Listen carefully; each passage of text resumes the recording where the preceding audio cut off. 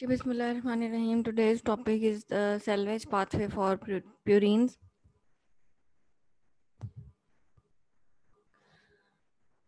Salvage pathways are basically designed in human body because there is a lot of turnover of purine bases and a lot of turnover of cellular nucleic acids that can be used to resynthesize the corresponding nucleotides. Pathways of base to nucleotides conversion are referred to as the salvage pathways.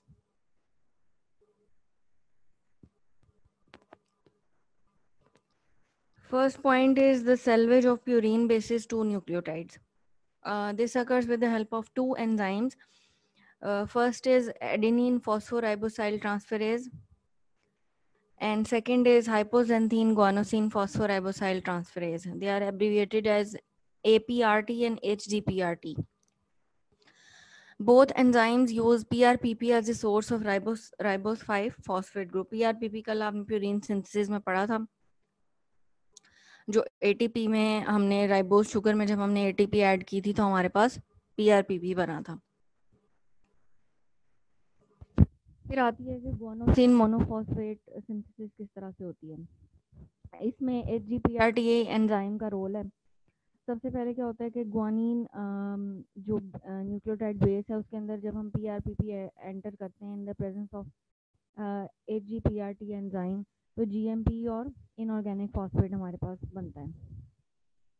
ये enzyme इस process के लिए बहुत ज़्यादा important है. जो इसमें release of pyrophosphate and its subsequent hydrolysis by pyrophosphatase makes these reactions irreversible.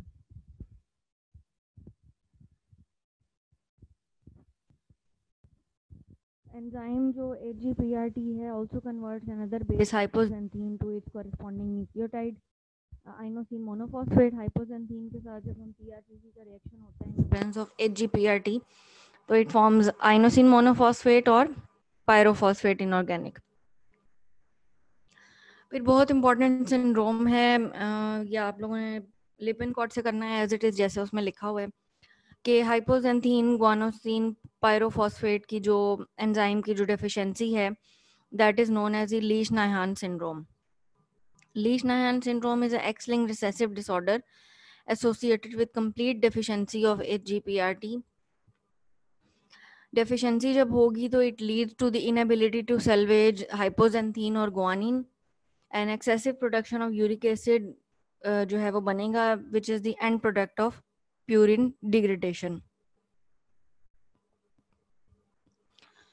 Salvage pathway जब नहीं होगा तो PRPP के लेवल ज़्यादा हो जाएंगे और IMP और GMP के लेवल कम बनेंगे बिकॉज PRPP तो यूज़ ही नहीं होगा ना, एंजाइम ही नहीं है यूज़ करने के लिए. इसका रिजल्ट क्या होगा? As a result glutamine phosphoribosyl pyrophosphate amidotransferase जो रेगुलेटेड स्टेप है इन प्यूरिन सिंथेसिस उसके पास सबस्ट्रेट बहुत ज़्यादा हो जाएगा और इनहिबिटर्स कम हो जाएंगे और प्यूरिन की जो सिंथेसिस है वो बहुत ज़्यादा इंक्रीज हो जाएगी बिकॉज प्यूरिन का के जो अदर प्रोडक्ट्स हैं जो सेल्वेज होना है प्यूरिन ने वो तो यूज़ नहीं होगी तो प्यूरिन की सिंथेसिस जो है वो बहुत ज़्यादा हो जाएगी. The combination of decreased purine reutilization and increased purine synthesis results in increased degradation of purines and production of large amounts of uric acid. Purine जब बहुत ज़्यादा अमाउंट में बॉडी में बनेगी तो बॉडी उसको सेल्फ डिस्ट्रक्ट करेगी. जब बहुत ज़्यादा सेल्फ डिस्ट्रक्शन हो जाएगी प्यूरिन्स की तो यूरिक एसिड बहुत ज़्यादा बनेगा. और लीश-नायहान जो है वो यूरिक एसिड ज़्यादा बनने की वजह से इसको हम heritable cause of hyper uricaemia भी कह सकते हैं. क्लिनिकल प्रेजेंटेशन इसमें किस तरह की होती है? Formation of uric acid stones in the kidneys, urolithiasis कहते हैं इसको. इसके अलावा deposition of urate crystals in the joints, gouty arthritis and soft tissues. Motor dysfunction है, जो लिम्स की मूवमेंट है that is impaired. Cognitive deficits हैं, thinking process is deferred, behavioural disturbances हैं that include self mutilation, For example, biting of lips and fingers. These all are clinical presentations of Leishman syndrome.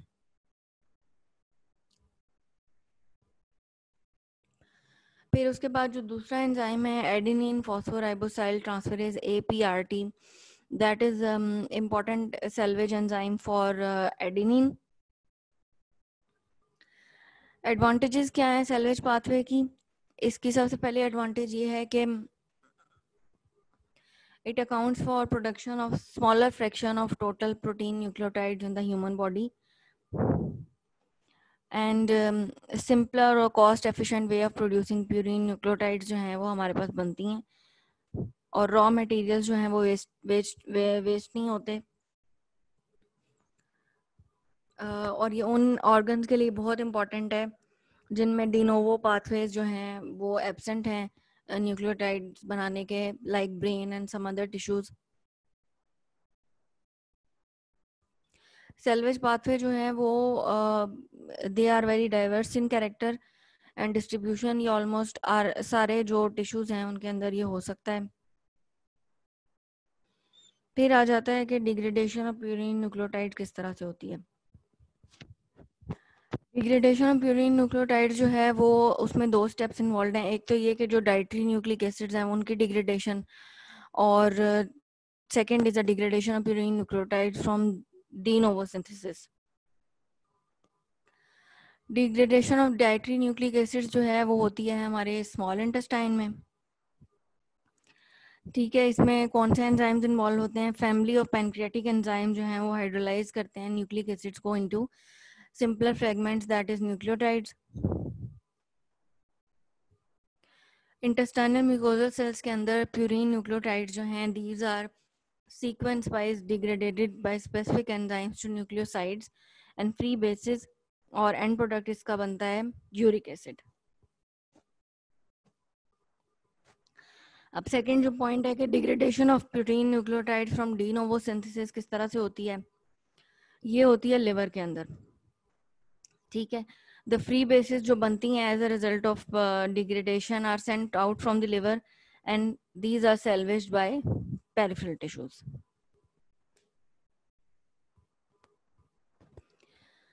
अब जो dietary nucleic acids degrade होते हैं in small intestine, वो किस तरह से होते हैं कि सबसे पहले जो आरएनए के अंदर जो राइबोन्यूक्लिएजेस हैं और डीएनए के अंदर जो डीऑक्सी राइबोन्यूक्लिकेजेस हैं जो पेनक्रियास से एंजाइम सिक्रीट होते हैं, they hydrolyse the dietary RNA and DNA to smaller fragments that is oligonucleotides.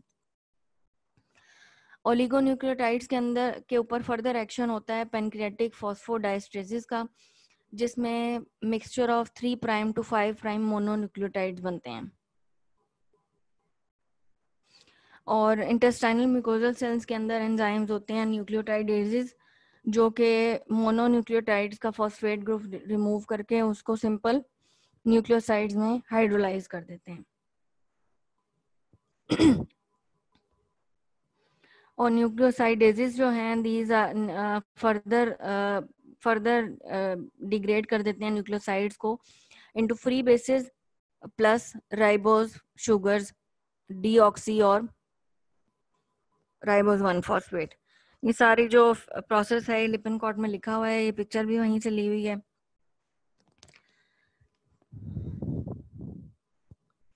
फिर यूरिक एसिड फॉर्मेशन, मैंने आपको बताया कि यूरिक एसिड फॉर्मेशन किस वजह से होती है. जब प्यूरिन न्यूक्लियोटाइड्स की डिग्रेडेशन होती है तो एज अ प्रोडक्ट जो है यूरिक एसिड बनता है. यूरिक एसिड फॉर्मेशन किस तरह से होती है कि एडिनोसिन मोनोफॉस्फेट जो है उसका हम अमाइनो ग्रुप रिमूव करते हैं टू प्रोड्यूस आईएमपी, और एंजाइम इसमें कौन सा यूज होता है? Adenosine monophosphate deaminase. ठीक है, फिर उसके बाद IMP and GMP are reconverted into nucleoside forms inosine and guanosine by the action of 5 prime nucleotidase.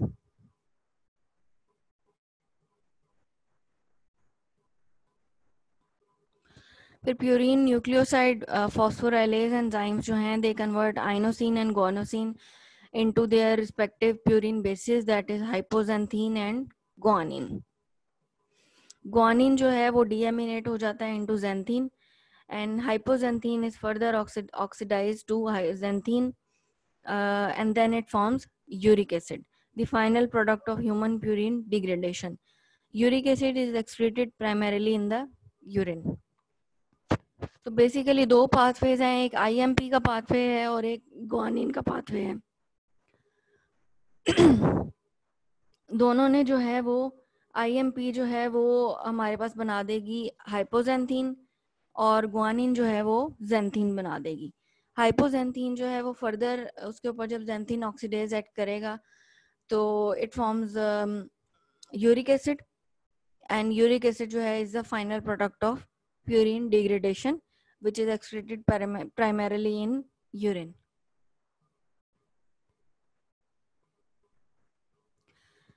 फिर there are some causes and consequences of hyperuricemia. क्योंकि uric acid in large amounts is not good for the body. It is barely soluble in plasma. So even a small rise in concentration leads to precipitation of uric acid crystals, जिसकी वजह से characteristic features of gout, hyperuricemia. Gout is a disease जिसमें joints का problem होता है, joints की swelling हो जाती है, especially जो foot का big toe है ना, इसकी swelling हो जाती है और later stages पे hands की भी swelling हो जाती है. That is a very painful condition because joints के अंदर जो urate crystals हैं वो जाके deposit हो जाते हैं और वो पेन कॉज करते हैं, इन्फ्लेमेटरी रिएक्शन वहाँ पे होता है और वहाँ पे पेन होती है। हाइपरयूरिसीमिया दो वजह से हो सकता है। एक तो ये कि under excretion of uric acid, either ये कि किडनीज जो हैं वो यूरिक एसिड को एक्सक्रीट नहीं कर रही तो वो बॉडी में एक्यूमुलेट हो रहा है, या फिर ये कि यूरिक एसिड की प्रोडक्शन बहुत ज्यादा हो रही है और kidneys are unable to filter all that uric acid into the urine. तो इसके दो जो हैं वो कॉजेज हैं हाइपरयूरिसीमिया के। जो मैमल्स हैं except higher primates like human, उसमें there is an enzyme called uricase that converts uric acid to water soluble product allantoin. Humans के अंदर क्योंकि यूरिक एसिड नहीं होता, सो इस वजह यूरिकेज एंजाइम नहीं होता, जिसकी वजह से यूरिक एसिड जो है वो बॉडी में एक्यूमुलेट हो जाता है। There are some diseases of urine metabolism, these are hyperuricaemia, gout and hypouricaemia. Hyperuricaemia जो है that is the over production of uric acid. इसमें एंजाइमेटिक डिफेक्ट होता है, प्राइमरी गाउट और सेकेंडरी भी हो सकता है, secondary to some other diseases, for example renal disorders causing elevated threshold for uric acid excretion, and there are some unknown defects too. Then there is hypouricemia जिसमें uric acid कम बनता है। इसमें क्या है कि एंजाइमेटिक डिफेक्ट्स हैं, either adenosine deaminase deficiency है, purine nucleoside phosphorylase deficiency है, ज़ैंथीन ऑक्सीडेज डेफिशिएंसी है, enhanced renal excretion of uric acid है, यूरिक एसिड बहुत ज़्यादा बॉडी से निकल रहा है, फिर फेमिलियल रीनल हाइपोयूरिसीमिया है या फैनकॉनी सिंड्रोम है। ये सारे जो हैं इसमें हाइपोयूरिसीमिया होता है।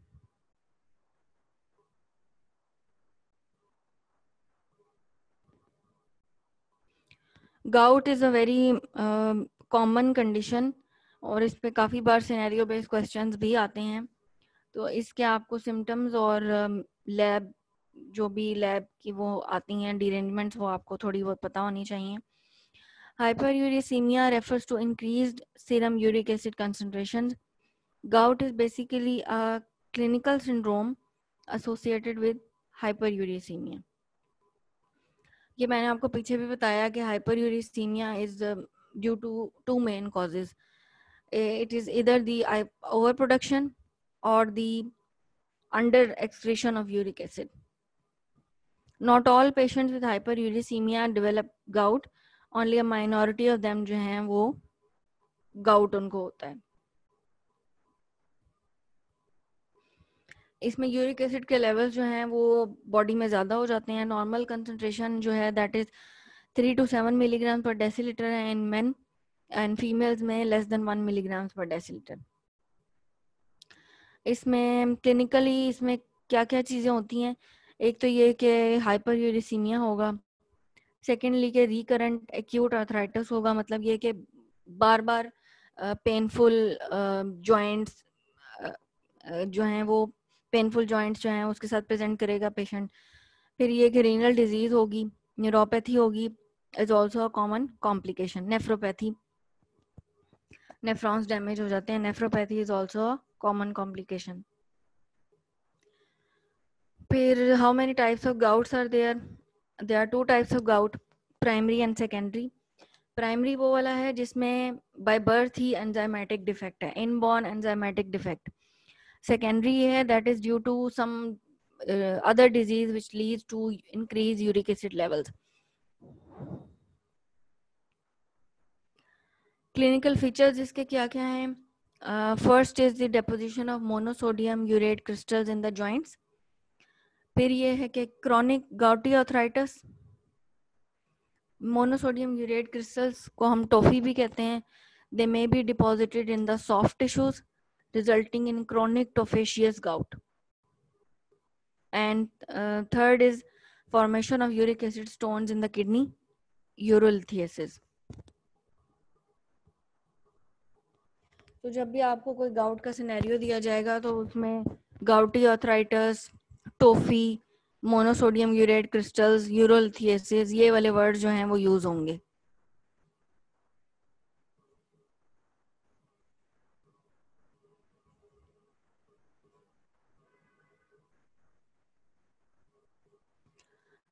प्राइमरी गाउट किस वजह से होता है? This is due to disorder with increased purine synthesis.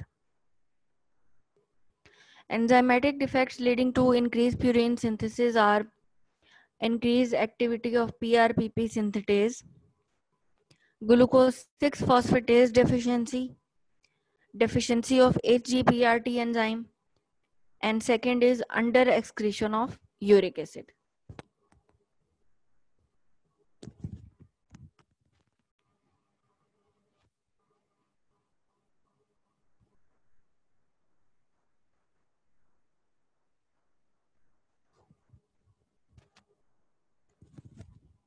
Now, what are the enzymatic defects in primary gout?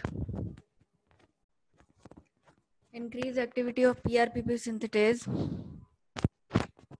इसमें क्या होता है कि over activity is inherited as an X-linked trait. Purine biosynthesis में ज्यादा होगी, फीडबैक इनहिबिशन नहीं होगी, and there is increased Vmax or low Km for ribose 5-phosphate. फिर ग्लूकोज 6-फॉस्फेटेज डेफिशिएंसी है, या आप लोगों ने वो ग्लाइकोजन मेटाबॉलिज्म में भी पढ़ी होगी, that is a von Gierke's disease. इससे क्या होता है कि intracellular accumulation of glucose six phosphate that forms pentose ribose, और जब राइबोस शुगर ज्यादा होगी, राइबोस फॉस्फेट ज्यादा होगा, तो उससे प्यूरिन सिंथेसिस भी ज्यादा होगी, जिसकी वजह से यूरिक एसिड ज्यादा बनेगा। फिर HGPRT मैंने आपको बताया, that is a Lesch-Nyhan syndrome.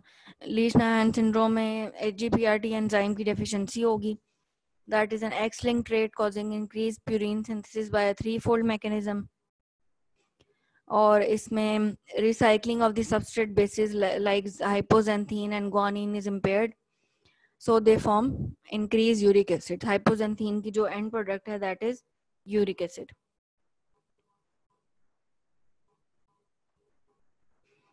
Secondly, जब HGPRT एंजाइम नहीं होगा तो PRPP का लेवल बढ़ जाएगा, वो यूज नहीं होगा, जिसकी वजह से PRPP जो है वो ज्यादा फॉरवर्ड करेगा प्यूरिन सिंथेसिस को, और उसकी वजह से फीड फॉरवर्ड एक्टिवेशन होगी और ज्यादा यूरिक एसिड बनेगा। Finally, some defect in the salvage pathway which leads to decreased levels of AMP and GMP, और जो फीडबैक इनहिबिशन जो है वो नहीं होगी, PRPP अमाइडो ट्रांसफरेज एंजाइम जो है वो चलता जाएगा और ज्यादा यूरिक एसिड बनेगा। फिर under excretion of uric acid है, it is in over 90% of individuals, ये वाला कॉज होती है हाइपरग्लाइसीमिया की। That may be due to some secondary diseases, for example kidney diseases, lactic acidosis, and urate reabsorption decrease, use of some drugs, for example, thiazide diuretics, और exposure to lead, इसको हम सेटरनीन gout भी कहते हैं।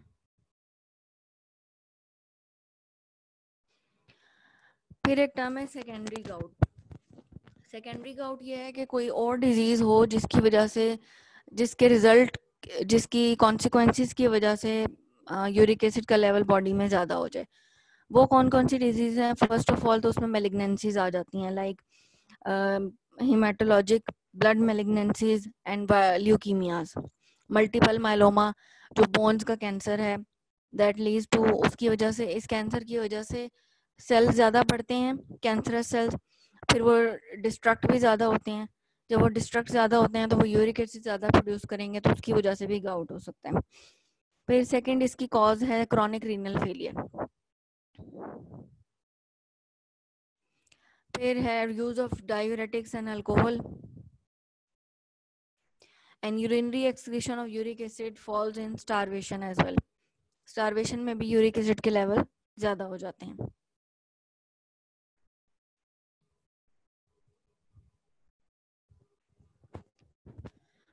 Gout में जो uric acid का pool है वो कहाँ से आता है? एक तो ये कि यूरिक एसिड टू फॉर्म्स में प्रेजेंट होते हैं, either dissociated form, that is the ionised form called urate, और the undissociated form, that is the uric acid.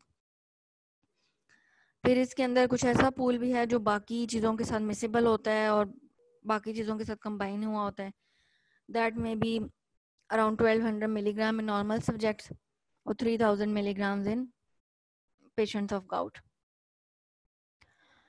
Treatment इसकी क्या होती है गाउट की? कि हमने जॉइंट इन्फ्लेमेशन कम करनी है बाय एंटी इन्फ्लेमेटरी ड्रग्स, या फिर ये कि यूरिक एसिड की एक्सक्रीशन हमने ज़्यादा करनी है। अगर एक्सक्रीशन ज़्यादा करनी है तो उसके लिए हमें यूरिकोज यूरिस ड्रग देनी पड़ेंगी जो कि यूरिक एसिड की एक्सक्रीशन किडनी से ज़्यादा कराएं, या फिर ये कि हम यूरिक एसिड की प्रोडक्शन कम करेंगे, that is by blocking the uric acid production, and उसके लिए हम एलोप्यूरिनोल यूज़ करेंगे। दो टाइप्स ऑफ ट्रीटमेंट है इसकी, पैलिएटिव है एंड स्पेसिफिक ट्रीटमेंट है। पैलिएटिव ट्रीटमेंट ये है कि bed rest, diet purine free diet होगी, यानी मीट वगैरह नहीं लेंगे, ओरल फ्लूइड ज़्यादा लेंगे, अल्कोहल नहीं लेना,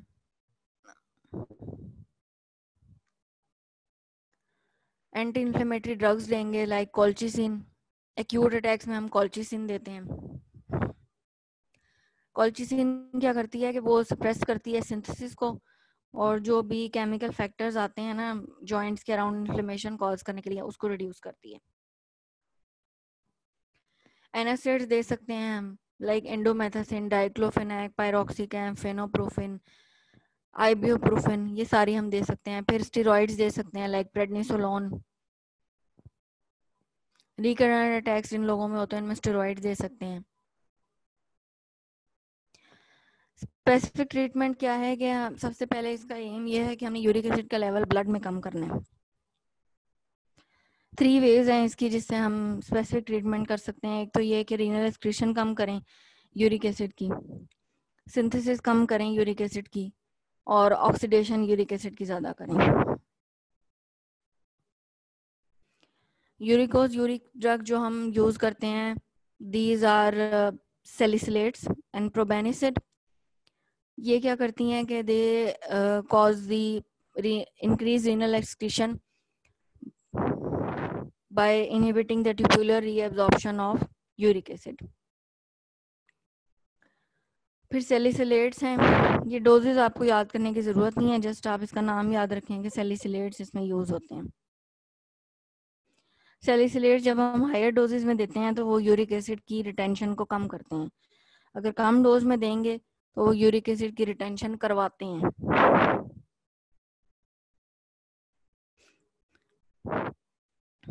प्रोबेनिसिड है, फिर हेलोफेनेट है, ये हम यूज करते हैं एज यूरिकोज यूरिक ड्रग्स।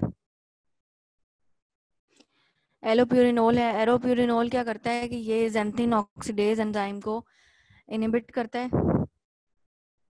जिसकी वजह से यूरिक एसिड की प्रोडक्शन कम हो जाती है।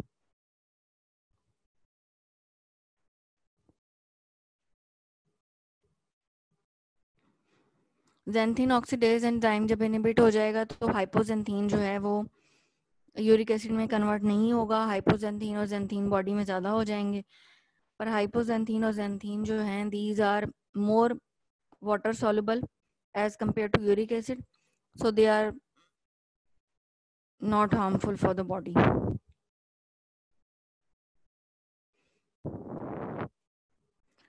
फिर जो ड्रग्स हैं जो यूरिक एसिड की ऑक्सीडेशन करवाती हैं, दीज आर यूरेट ऑक्सीडेज। ये उन पेशेंट्स में देते हैं जिसमें सीवियर गाउट हो, रीनल इन्वॉल्वमेंट हो। फिर सम मेडिकल कंडीशन जिसमें सूडो गाउट होता है। इसमें क्या होता है कि यूरिक एसिड के क्रिस्टल्स तो नहीं बनते, पर कैल्शियम पायरोफॉस्फेट के क्रिस्टल्स बन जाते हैं। और क्लिनिकली इसमें these are the condition is similar to gout, but their serum uric acid level is normal.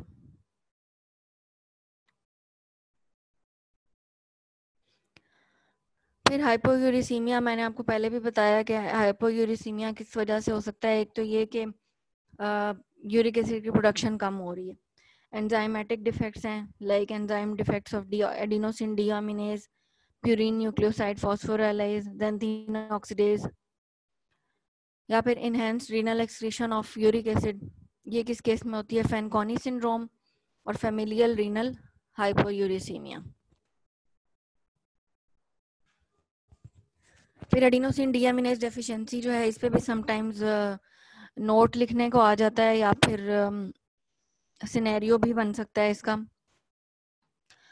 Adenosine deaminase deficiency जो है ना, that is a autosomal recessive disorder.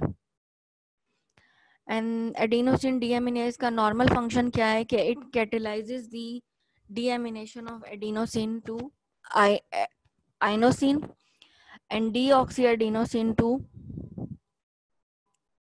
And इससे क्या होता है कि जब एडिनोसिन डीएमिनेज एंजाइम डेफिशिएंट होगा तो एडिनोसिन से आइनोसिन नहीं बनेगी, और एज अ रिजल्ट एडिनोसिन और डीऑक्सी एडिनोसिन जो है वो एक्यूमुलेट हो जाएंगी बॉडी में। और जब डीऑक्सी एडिनोसिन जो डीएनए की जो एक बेस है, डीऑक्सी एडिनोसिन जब ज्यादा हो जाएगी बॉडी में, तो वो क्या करेगी? that is toxic to lymphocytes and suppresses the immune function.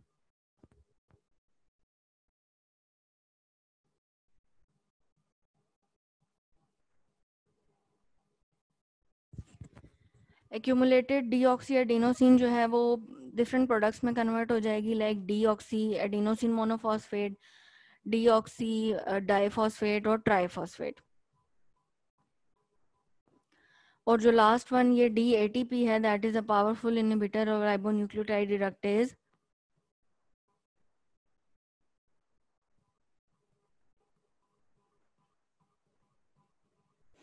जब राइबोन्यूक्लियोटाइड रिडक्टेज इनहिबिट हो जाएगा तो उसकी वजह से बहुत सारे जो डीएनए बनाने वाले प्रिकर्सर्स हैं वो भी इनहिबिट हो जाएंगे, स्पेशली जो लिम्फोसाइट्स हैं उसके ऊपर इसका ज़्यादा फर्क पड़ेगा।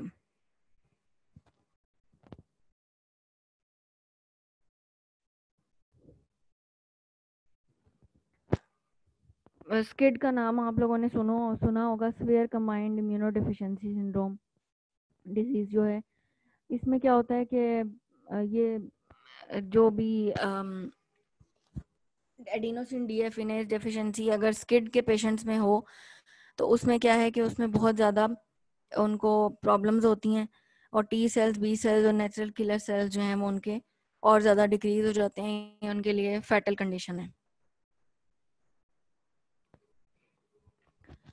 फिर ज़ैंथीन यूरिया जो है वो एज इट्स नेम इंडिकेट्स के इसमें ज़ैंथीन आएगा यूरिन में। ज़ैंथीन ऑक्सीडेज एंजाइम की डेफिशिएंसी होगी।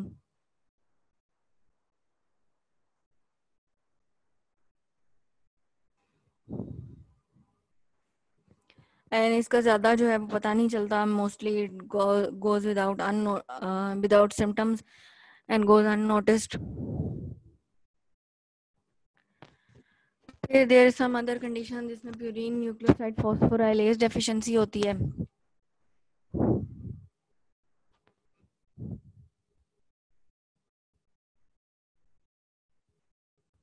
नॉर्मली ये एंजाइम क्या करता है कि it converts inosine to hypoxanthine and guanosine.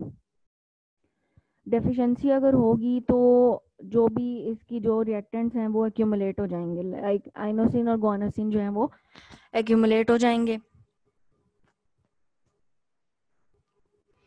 जिसकी वजह से वो ज़्यादा यूरिन में निकलेंगे और यूरिक एसिड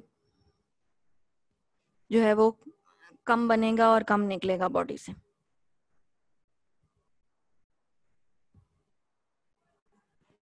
यूरिक एसिड हाइपोयूरिसीमिया की एक कॉज भी है. ठीक है, ये कौन सा एंजाइम इसमें डेफिशिएंसी है? PNP, purine nucleoside phosphorylase deficiency.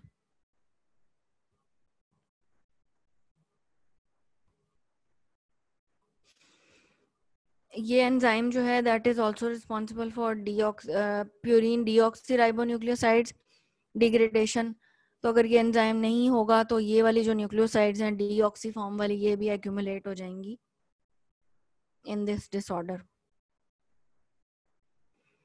फिर एपीआरटी की डेफिशिएंसी अगर होगी तो एपीआरटी की डेफिशिएंसी अगर होगी तो सेल्वेज पाथवे नहीं होगा, जिसकी वजह से एडेनिन फॉस्फोराइबोसाइल ट्रांसफरेज है ना, तो जब ये एडेनिन पे एक्ट नहीं करेगा तो एडेनिन बहुत ज़्यादा एक्यूमुलेट हो जाएगी बॉडी में, जिसकी वजह से रीनल स्टोन्स वगैरह बन सकते हैं.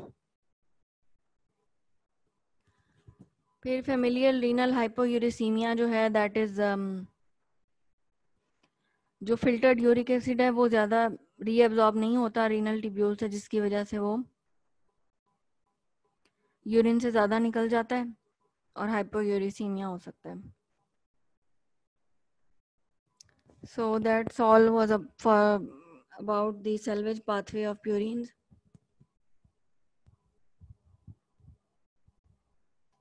If you want to ask anything you can, but ये सारा टॉपिक जो है आप लोगों ने लिपिन कॉर्ड से करना है, कहीं इधर उधर नहीं जाना. Lippincott is more than enough for this topic.